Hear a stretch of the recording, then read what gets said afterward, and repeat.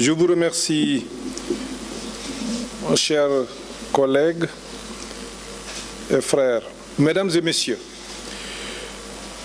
depuis le 2 mars 2020, date à laquelle notre pays a enregistré son premier cas de coronavirus, le personnel soignant mène aux côtés de mon collègue Abdoulaye Diouf Sarr une lutte sans merci pour endiguer la propagation du virus. C'est le lieu de leur renouveler notre hommage mérité pour leur dévotion à la cause noble et leur fidélité à leur vocation et sacerdoce, sauver des vies. La pandémie du Covid-19 menace les fondements de nos systèmes sanitaires, sociaux et économiques. C'est pourquoi, en plus des fortes décisions jusque-là prises pour la contenir et en atténuer les effets, le chef de l'État, son Excellence M. Macky Sall, soucieux du bien-être des populations et de la stabilité socio-économique de notre pays, a mis en place un ambitieux programme de résilience économique et sociale qui agrège l'ensemble des plans sectoriels du gouvernement d'un montant de 1 000 milliards de francs CFA. C'est dans ce cadre que le ministère des Affaires étrangères et des Sénégalais de l'extérieur, dans le sillage des actions qu'il a déjà entreprises, avant l'apparition de la maladie sur nos territoires, a élaboré sur instruction du président de la République Macky Sall un plan sectoriel de contingence de 12 milliards 500 millions de francs CFA pour assister, soutenir et protéger les Sénégalais de l'extérieur établis dans les pays touchés par le Covid-19 et qui se retrouvent aujourd'hui dans une situation de vulnérabilité. Cette diaspora, 15e région de notre pays, si chère au chef de l'État, constitue un maillon important de la stabilité de notre socle et n'a eu de cesse de prouver son engagement aux côtés de nos autorités pour le développement du pays. Conscient que cette pandémie ne fait aucune distinction de race, de genre, de statut social ou de religion, j'exprime ma sympathie et mon affection à ces compatriotes qui subissent dans la dignité la rigueur des confinements et la hantise de la contamination. À cette vaillante diaspora, je transmets à nouveau ce message fort du chef de l'État, Macky Sall. Je cite, « Le Sénégal ne vous abandonnera pas ». Fin de citation. Si notre plan sectoriel de contingence dans son ensemble a été pensé et élaboré en faveur de nos compatriotes à l'étranger, force est de constater que cette cible est diverse et se présente sous plusieurs catégories. Dès lors, l'atteinte des objectifs ainsi déclinés nécessite une cartographie de la cible, une définition des critères d'attribution et la mise en place d'un mécanisme de mise en œuvre. Par cible prioritaire, nous avons retenu les Sénégalais de l'extérieur en situation de précarité du fait de la crise sanitaire, Sénégalais en situation de vulnérabilité ou en cours de régularisation de séjour, Sénégalais évoluant dans le secteur informel et nos vaillants retraités des foyers qui sont aujourd'hui très exposés. Les étudiants non allocataires, les Sénégalais bloqués dans les pays autres que leur pays de résidence et dans les zones de transit, les compatriotes non bénéficiaires de l'aide de crise ou de l'assistance sociale du pays d'accueil, les familles des malades et ou des victimes du Covid-19. Assurément, toutes ces catégories précitées, nous ne saurions écarter les familles de nos compatriotes vivant au Sénégal.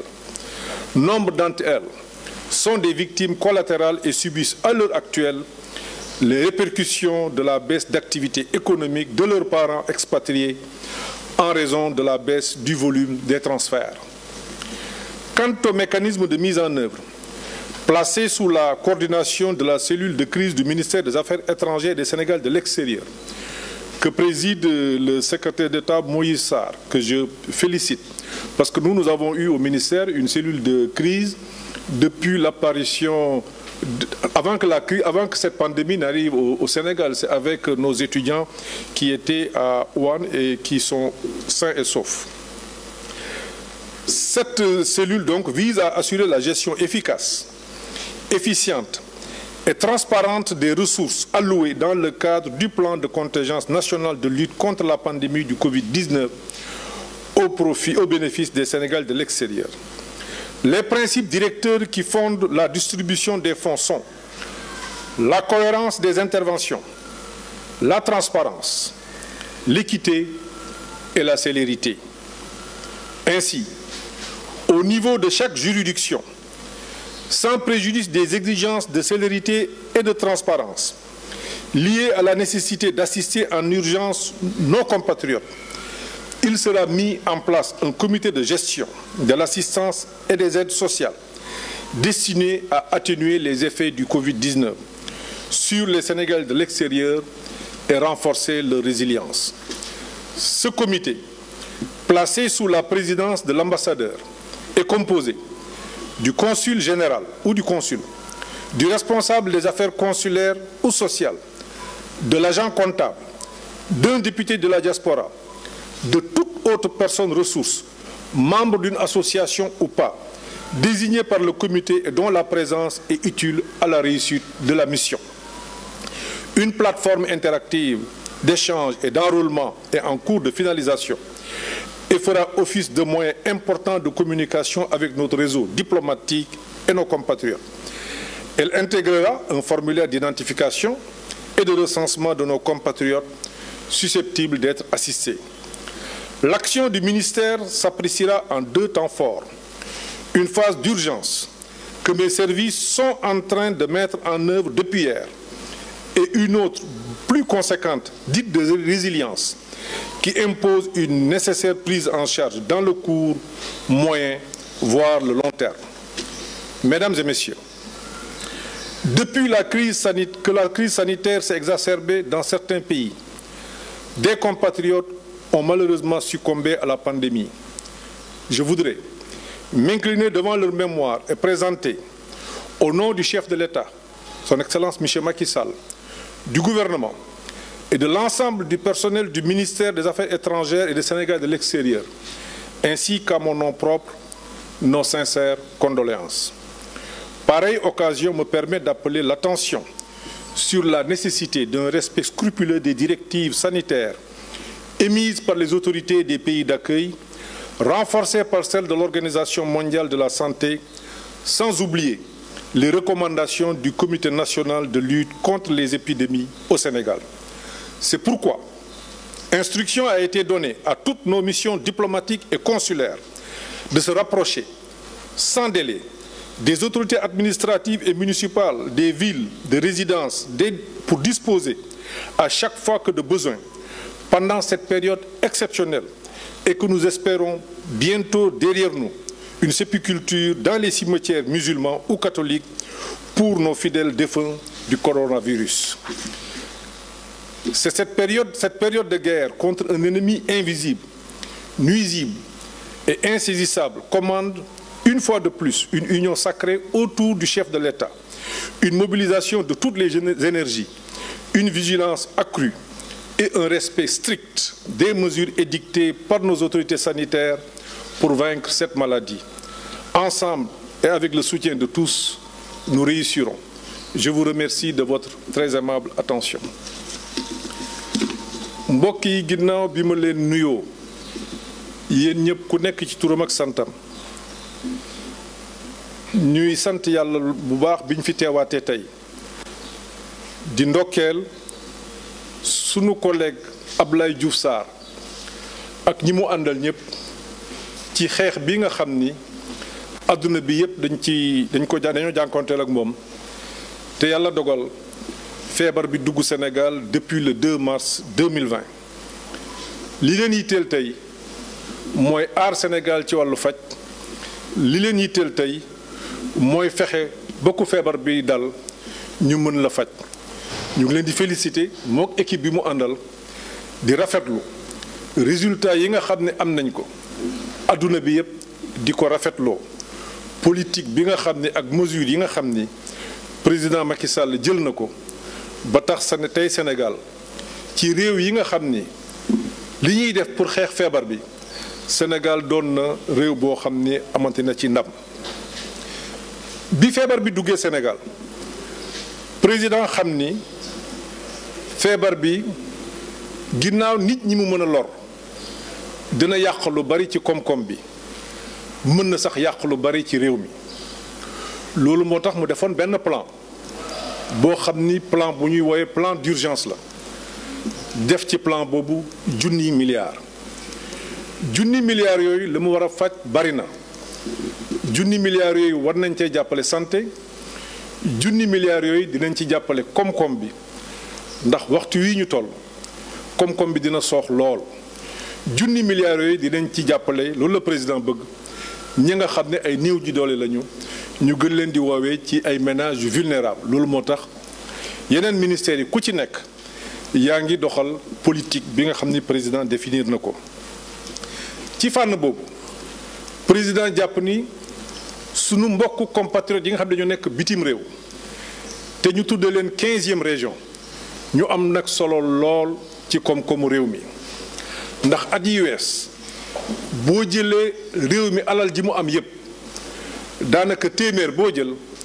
fukk yi mi ngi doon jógee bitim réew kon ña nga xam ne dañoo nekk bitim réew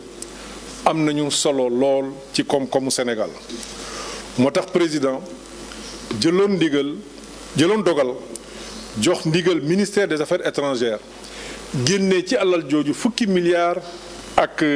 genn wàll pour ñu dimbali ñooñu xam nañ ni loolu ñëpp mënuñu cee jot ndax am na ñoo xam ni dëgg-dëgg duñ leen ci mën a boole mooy képp koo xam ni yaa ngi ci situation boo xam ni réew ma nga nekk ma ngi lay jàppale képp koo xam ni yaa ngi ci situation boo xam ne la nga dese wala la nga yor ci alal mayu la nga jot ci lii doo ci jot ñi nga xam ni président bëgg na ñu jot ci mooy étudiants yi nga xam ni amuñu bourse te doon def ay liggéey yu sew yoo xam ne mënatuñ ko ñi nga xam ne ñi ngi woon bitim réew nekk ci situation de vulnérabilité moo xam am nañu këyit wala amuñu këyit doon nekk ay commerçants yoo xam ni surtout vendeur à la sauvette nekkoon ci dëkk yi rawatina dëkk yu mag yi ñooñu nga xam ne tey mënuñoo génn mënuñoo dem fenn mënatuñuy dimbali seen njaboot gi ñu bàyyi Sénégal ñooñu la président jàpp ne war nañ leen dimbali fi ñu nekk ginnaaw bi nga xam ni li nga xam ne ñu ngi koy def ci biir réew mi di dimbali famille yi néew doole incha allah ñooñu kenn du leen fàtte. bi feebar bi nag duggee ci monde bi ministère des affaires étrangères amoon na benn comité de crise ndax doomu Sénégal dañoo nekk ci àdduna bi yépp feebar bi fi mu jógee ci Chine amoon nañ fa fukki étudiants ak ñett ñu amoon benn comité de crise boo xam ni secrétaire d'État en charge du Sénégal de l'extérieur moo ko présidé woon di wax ak étudiants yi di wax ak parents wu étudiants yi ñu dimbali leen mesures yi nga xam ni jëloon nañ ko tey jii ñëpp war nañu rafetlu ni que mesures yooyu bokk na ci li sauver Sénégal ndax réew yi nga xam ni doxawaloon nañu neneen gis nañu tey réew yooyu ci coono bi ñu nekk kon la ñu mën a wax ci loolu mooy gàcce ngaalaama président Macky Sall ci esprit bi nga xam ni amoon na ko donte yëf yi metti woon na lool mu jàpp ni war nañu dimbali foofu sénégalais yi dénk leen gouvernement chinois ñu jàppale leen ba kenn feebaru ci kenn loruwu ci comité boobu la ñu mi ngi dox ba tey ñu dénk ko comme Moïse Sarr mu ciy liggéey ak cadre yi nekk ci ministère bi ak yenn responsable ministère bi ma mën ci citer sama directeur de cabinet mën ci citer secrétaire général mën ci citer directeur général des Sénégalais de l'extérieur ak yeneen responsable yi fa nekk.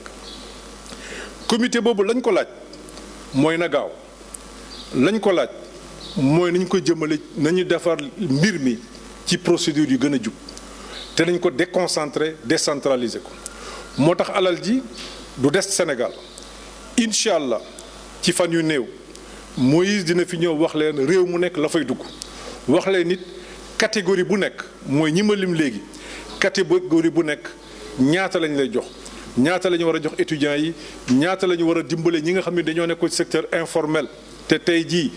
mënatuñu liggéey ñaata la ñuy dimbalee ñi feebar ñaata la ñuy dimbalee njabootu ñi nga xam ni dañoo feebar te liggéeyatuñu loolu yëpp incha allah dina fi ñëwaat ci fan yu néew wax ci ak communauté bi ndax li ñu président sant mooy na yëf yi nañ ko doxal ci transparence na gaaw surtout mais aussi na ànd ak transparent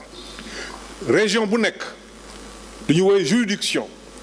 ci ñun mooy réew wala groupe bu réew bi nga xam ne am nañ fa ambassadeur bi ci boppam mooy présider commission bi mais ci biir ambassade boo mënti gis nag am na ñoo xamante ni ñoom ñooy toppatoo les affaires consulaires muy consul généraux yi wala consul wala bu nekkee amuñu ko it ci dëkk ba ambassade ba am na koo xam ni mi ngi ci mooy yor responsabilité des affaires consulaires ñooñu ñëpp dañuy bokk ci commission bi. leneen li nga xam ni dinañ ko def mooy agent comptable bi mooy ñi nga xam ne ñooy day denc xaalis bi ñooñu aussi dinañ bokk ci commission bi député de la diaspora dinañ leen boole ci commission bi ak képp koo xam ni